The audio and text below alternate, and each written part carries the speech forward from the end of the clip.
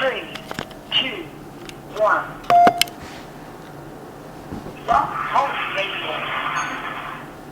Hello everyone, it is Liana Voya with Cathie Jamieson. Cathie Jamieson is an artist who is close to graduation from the University of Toronto, and she has been painting for at least 5 years in a very serious and engaged way. Cathie, can you tell us a little bit about your beginnings as an artist? My beginnings as an artist, it was basically finding out what I could do with the medium, seeing what I could actually do with paint or with anything. Basically, it was me just creating things with my hands. Later on, it started emerging into subject matter, into themes, into addressing things that I encountered on a daily basis and things that affected me throughout my life. How young were you when you, what are your earliest memories of you drawing, painting, doing things with your hands? Must have been when I was 3, 4, like early, just creating things, just making things out of nothing, basically. My mom and my dad used to look back at me and say I reminded them of my grandmother. She was always just odd, just doing things, just finding an interesting way to get to A to B, like in the most interesting way, and not really following the other way that other people would do. And then it grew into, I never looked at art as an avenue to explore. It was just something that calmed me. It was just something that I went back to as a default, just in that process of just creating things. Your art is very engaged, as I said it in our previous videos. You are approaching very serious themes, very serious issues, a lot of them very social, even political. Would you like to tell us what are you involved in right now? What kind of activities? Right now I'm working with the youth. I'm working with women, Aboriginal women, addressing just some of the cases of murdered and missing women. I'm doing different avenues of art expression, a theater group I started. Also working with different events of Idle No More, just any information that I can push through in these different activist events. I try and pass on the information. You have a few pieces in the room where we are right now, and right behind you there's a very large piece that I would like you to tell us about. It's a large piece of canvas. This piece I did about 2 years ago, and it was looking at my dream state, looking at not what affects me when I'm conscious, but when I'm in that dream realm.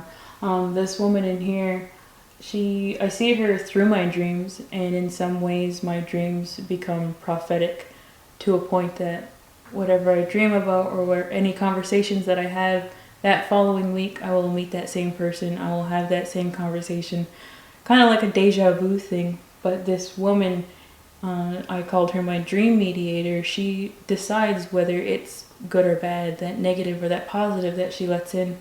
I placed her within this dream catcher. The symbol of the dream catcher is actually to filter out your dreams. And in the morning, that light will pierce the center of that hoop, that web, and actually let out all the negativity and actually just encompass the positive. So within this, I painted her as that person that comes with both sides, that is not really good or bad, but is just there as my guidance throughout my dreams. And most of my dreams stem and motivate me to go in most of the activities that I'm in, the events that I'm in, or be involved with as much stuff as I am. What about the use of colors in this painting? The use of colors are going into primary, and then also the green. Within this path, this red road, it's always said within our teaching that you have to follow that good red road, that good path. That at times you may fall off, go astray, but if you stay true to yourself, if you know yourself, you'll find your way back on that road. You'll be in that good mind, that good spirit. And just going into the trees, going into the pines, just putting more of the symbolic features that I see daily and that I see in my dreams. There's a lot of detail in this painting. How long did it take you to do this painting? This painting took me about 8 weeks.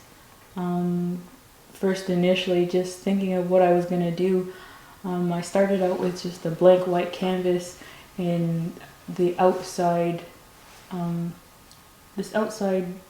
this border, and I wanted to look at stretched hide, just how it stretched, just making this giant canvas and seeing if I could do it, and then going into the detail of the dream mediator, which then at the end I also sewed on. It's sinew. It's actually pierced through the canvas, and me making that dream catcher, connecting it to her in the center. Looking at the medicine wheel and all the teachings that I have. So in each direction, it's the yellow for the east, the red for the south, the black for the west, and the north for the white. There's a lot of teachings that I grew up with in New Credit, that is that encompassing, that circle, that full circle, that holistic view. Are you also a storyteller or just an artist, a painter? I'm a painter. I'm a sculptor. A sculptor. In just describing my works of where they started and everything. When I look back on a painting, that instant moment, that story, it comes to me. It floods back to me, and I'm taken back to that moment. And when I talk about a specific piece or a painting, all my paintings have a story. And people say they like to hear me talk, and I don't like my own voice, but it's just something that it calms me to know that I can reflect and look back at the things that I've done. Beautiful. And there's a few more paintings in the room, if you would like to show them to us. We go over here. This is just something, these are some of the bags that I'm making. It's actually just excess canvas and just addressing some of the things that I did in this previous summers. I was an environmental coordinator with the Mississaugas New Credit, looking at the Carolinian native plant species, and I was going into the flowers and just trying to bring my previous passion with sewing, dressmaking, just that creative side in putting my art onto things. Another thing that I could give away, that I could utilize my paintings while I'm traveling and not just have them fixed on a wall. And you have a drum here. These are the drums. They're tan hide, actually soaked within walnut. These are part of like the process of actually soaking it, getting it ready, getting into what the drum means. The drum is the heartbeat of like our Mother Earth. Even just that calming sound when anybody hears it.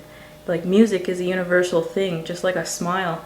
So when you hear that drum beat, it's like your mother's heartbeat when you're in the womb. And that's the most calming thing that I find. I'm always singing to my nephews, my nieces, and just even to get those teachings while you're making something. That's that oral tradition that gets passed down. So within each first drum that you make, you're supposed to give it away. And this was just some of the drums that are here within the house. I like to give them to my nieces, my nephews. Every time I go over, we're always drumming. We're always just talking. You love your niece and nephew? Family's a big part of me. I grew up in a big family. I'm the fifth of the 6 children. My mom had 17 in her family. My dad had 6 within his side. So it's very supportive and very community feeling just within my own family. That's true. What about here in this painting? These are just some of the inspirational prints that were my mom's. These are just some of the things that I look at as like, what is native art, basically. I always have that question of, just because I'm native and I'm an artist, I'm expected to make native art. To me, native art is just whatever you produce. Anybody could make native art. It doesn't have to be actual native artist that's doing it, but to others it's that authenticity or anything. For me, it's just, I like to create. I like to make things that are personal to me. I like to just express what I can, or anything that influences me. So these are just some of the prints that inspire me, looking at the figure, looking at the portraits. What is the next piece that you would like to show us? We can go up there. Over there.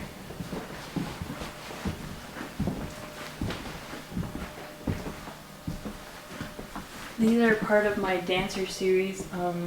Within the beginning of this year, I wanted to challenge myself in looking at the powwow and the critique of the dancer, of how the powwow has gone from traditional into contemporary and going into that competition powwow. Each dancer has a number showing which rank, and I challenged myself of working in a series, working in full-scale figures, working on unstretched canvas, sewing the borders, working with the color yellow. This year was self-directed, so that conditional limits that I set for myself, I found it hard by the end of this year, as it's wrapping up, to be as focused and enthused with it. But I wanted to look at the motion of each dancer, to look at that focus that they have. The blank background just shows that this is what they see. They are in an audience setting, but that's not what they see when they're in that moment, when they're in that step, that dance. So this is a grass dancer. I wanted to introduce them in a way that looks at how they would traditionally enter the arbor. The grass dancer is the scout. He would go and he'd lay the groundwork for all other dancers to come on in. And here.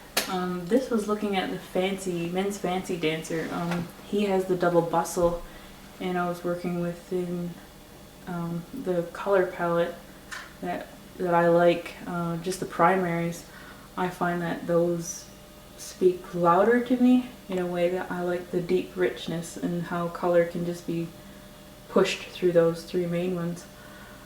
On this specific dance style, it's a new one. It's basically a fast pace. It needs a lot of athleticism through this dance style. And the dance originated for pleasing the audience, looking at the audience, critiquing once again that it's not for yourself but for spectatorship. And I was commenting on that some dancers put so much effort into their regalias that they make sure they have everything while being judged. I even noted that to bring him to a contemporary point of view is that he has Nike shoes on. Just those little comments that you don't see it until you do, and then that's all you can see. And it's just this funny humor that's within it. And I'm thinking that this type of footwork requires very good shoes. Yes. Comfortable shoes. But it's within the competition, you have to have everything from head to toe within traditional, but at its best. For actual external of having sneakers, you would be docked points. You'd be docked if you didn't have the particular equipment. But just incorporating that, it is fast footwork. It is, you have to be equipped to go that endurance. The next one here. This next one is the women's traditional. I was looking at this quiet poise, this peacefulness within this dancer. Compared to the previous one, her footwork is slower. It's in a walking. It's one foot never leaves the ground. It's that connection to Mother Earth. It's that connection to that heartbeat, to that drum. Always having your feet firmly planted and just walking with pride in who you are. I'm drawn to the women's traditional within this particular one for her buckskin dress, but also the top would be heavily beaded. I go into detail to show that how much emphasis is put in the regalia, how much time and how much of that person and their personality is shown through. With this one, I felt that even the quietest walker has a loud statement. I particularly like this one against the purple background, showing that there is no scenery of where she's walking to, but you know she's walking away from you. But there's something so calming about it and not as high energetic as the other canvases. Is there a reason why you chose purple and not another color? With purple, I associate with lavender, with this calmingness, with this. For each canvas, I wanted to have a different color that would kind of complement the regalia colors and kind of let them stand out. That purple, green is my favorite color, purple is the second, and it was seeing that green and that purple together, I felt tied in with the lavender, just that calmingness. Beautiful. There's another one. This is the men's traditional. He only has one bustle, but the men's traditional is seen as the warrior dance, and he has like a veteran. He has honors. He has all these eagle feathers.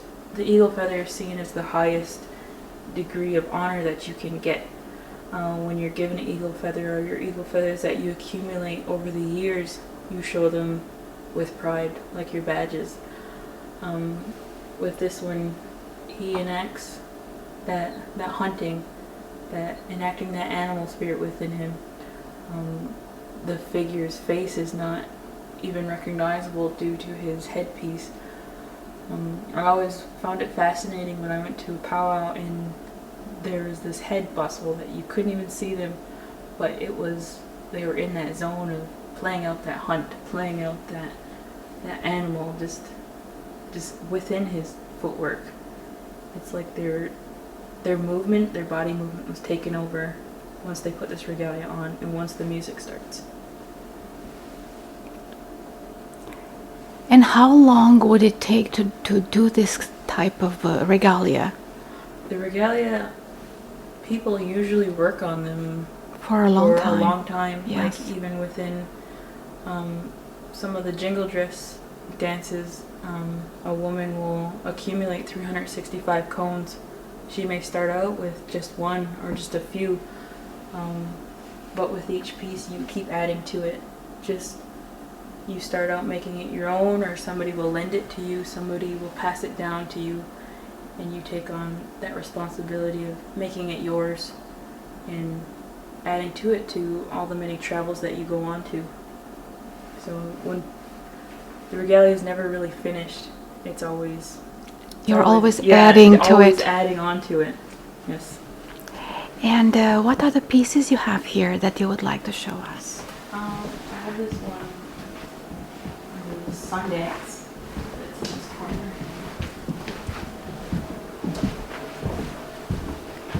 This one here. Yes, this is the Sundance piece. This was part of the dream state that I was in. This particular painting is an encaustic, which is oil and wax.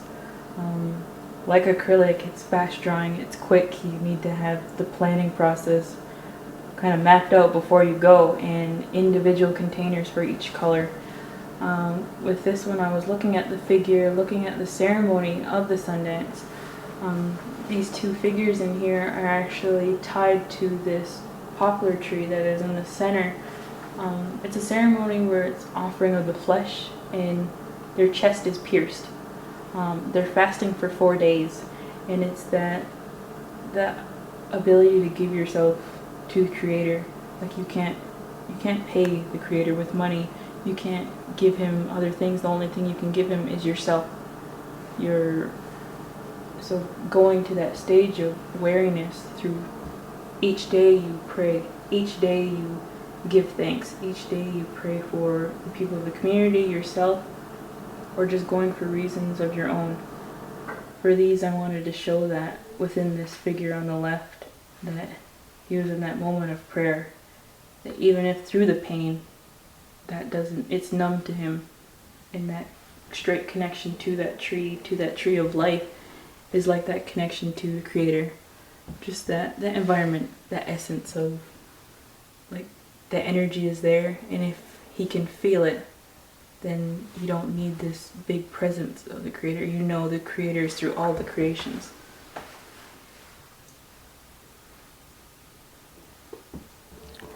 So all these stories that you know, all these metaphors that you use in your art, they were transmitted to you by your parents, your community.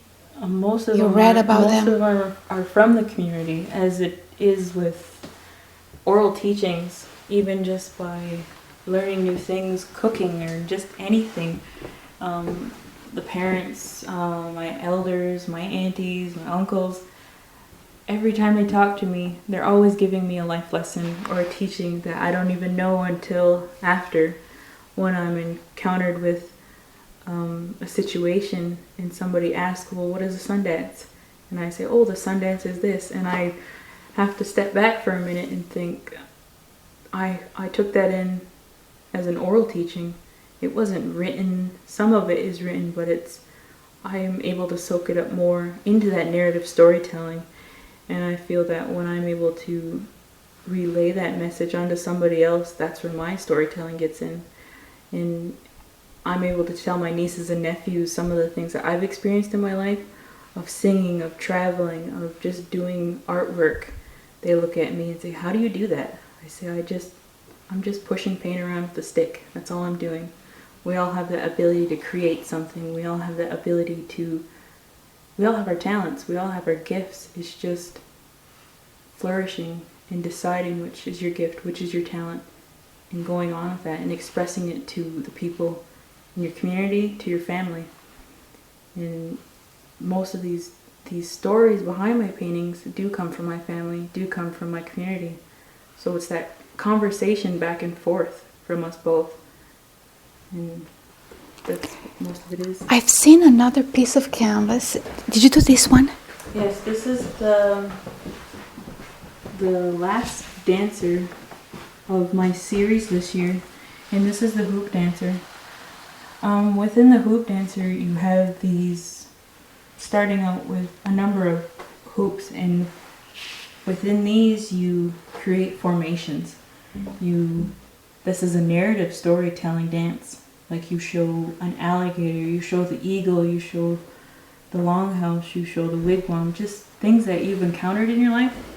When I was younger, I did the hoop dance, and it was just that challenge of getting into the hoops, getting into how to control it, and then it flourished into how was I going to tell my story. Some of the things that I've seen, I think I got up to about 9 hoops, and some people can get up to 17 to 22. It's their ability to create with just that circular form. It takes a lot of dexterity, a lot of Yes. skill. Yes. So you did this dance. Yes, I did this. And it's just like within these, you're representing the world with this globe. It's actually, you cross it with your legs, you pull it over your shoulder, and you pull it down, and you gotta shimmy out of it. And it's just that ability to work within the tempo of the dance, within the tempo of the drum, and create these while performing for people, telling them their story, telling them your story without talking, but through movement and through performance. So you have to control, to work with these hula hoops with your hands and your feet at the same time. Yes. So do you have a very good dancer here in your community? Yeah, there's a few within the community that I no longer do hoop dancing, but I always look back at hoop dancers and I'm able to recapture that joy that I felt when I did it. And it's just amazing to see when people are able to perform and keep translating their stories through that way. Again, you pay attention to her dressing, Yes. to her dress. It's a beautiful dress. And women are making, the participants, the candidates in these competitions, they make their own costumes, or they get them from their elders or Yeah. community. Most of it is like, even in making your own regalia, it's that story of which dance style you're going into and how to make your regalia and the originated story of where that regalia came from. To know what dance style you're doing and for reasons why you're doing it. They teach you this all while you're sewing, all while you're doing it. You may get to choose the color or the flair that you want to add into it, but it's still the same story of why you dance the style that you dance. And so when it gets to that, a lot of personality gets thrown in to each person's regalia. And that's what I liked within this series of dancers, is that it's a series, but they all have their own character, their own difference. So I didn't get exhausted going from the next dancer. It was a new story. Looking back on my teachings, looking back on what I've seen, and also reflecting on some of the contemporary dances that are happening, or how that tradition goes into brighter colors, goes into this more flourished community. That there's powwows every weekend. Powwow season starts up. It's that home away from home kind of community. What projects are you involved right now? What are you doing right now? I'm actually doing the theater workshop. It's an improv, and I'm working with youth ages 13 to 30, basically working with the career and promotions program, building up confidence skills, the ability to speak, enacting that leadership within themselves. So with improv, we're able to do that, working out scenarios, working on your feet, improv, like accepting what's being said and roll right off of it. Just using that voice. Other things that I'm in now is with the Mississauga New Credit First Nation. We're doing an art project. We're waiting to hear back. There's this peace path in Toronto along Dundas West. We're hoping that grant will go through. There's the artist Kristen Farrig. She will be working with Toronto Youth, the school, and I will be working with youth here at New Credit. We will be commemorating that Dundas route. Both sides of Native and non-Native that use that road, developing a garden with the Carolinian native plant species. So I'm looking forward to that. I'm looking forward to just going and developing more skills, taking these dancer series and putting it into sculptural forms this summer and next year. And I wanted to get more into 90 audios. seconds. We have 1 minute and a half. Time flies fast, and in fact, there will be another video of your work after this interview. I'm letting the listeners know that there will be a series of videos on YouTube and on my blog, and you'll probably see them on her website. Cathie, what is your website? CathieJamieson.com. Is there another way to find you? Facebook or? I'm on Facebook. It's Cathie Jamieson Artwork, and I also have my page. It's just Cathie Jamieson. You can contact me there if you want to know any more questions or comments, or just anything you want to talk about, stories. I'm there. Thank you so much. And I am very grateful to you for talking to me. I know that tomorrow you have a deadline for a paper. I'm going to take 30 more minutes of your time. I need to finish that video, and I'm going to Toronto. Thank you very much, everyone. Thank you, Cathie, and I wish you all the best. I will follow up with you in the near future. Bye-bye, everyone. Thank you.